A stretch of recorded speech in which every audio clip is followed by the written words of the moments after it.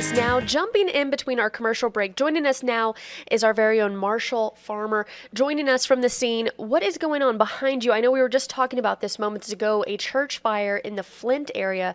Marshall, I know you got us some new details here. What can you tell us is going on?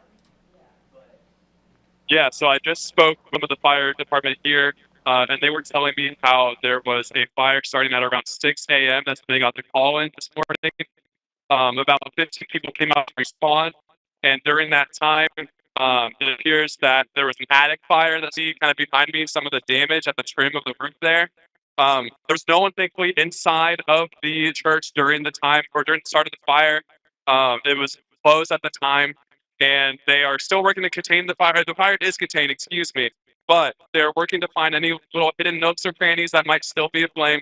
But compared to when I got here not too long ago, the smoke has died down a lot. So it seems like the fire is being well contained at this point. Perfect. So, folks driving by, I can see this is really close to a very major roadway. Are you seeing this creating any kind of traffic issues for folks this morning? At the moment, no, there is definitely quite the presence of vehicles. So a lot of them parked behind me here, but there's not any major delay in traffic. People are just going around. There aren't any closed roads or anything like that. But definitely a lot of activity right here of the church.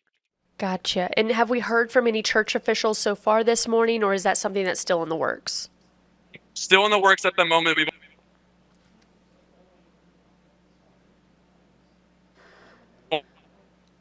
Say that one more time. I think the signal cut out. Can you say that one more time? Yes.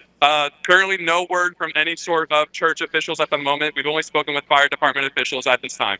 Gotcha. Do we know any of the extent of the damage inside of the building?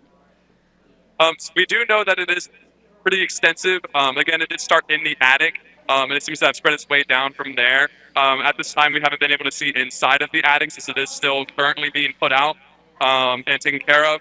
But I mean, looking through the doorway, there was definitely some charred bits. So it seems like there's a lot of interior damage. The majority of the outside structure is fine, but again, you can see kind of near the top there, some of that trim that kind of goes, that's a little burnt. Perfect. And we do know that the steeple is still standing. The major structure, of course, is still standing. Thank you so much for Yes. this update. We'll continue to get more from you from the scene, of course, as new updates roll in. Marshall, we thank you so much for joining us here on East Texas Now and giving us the latest.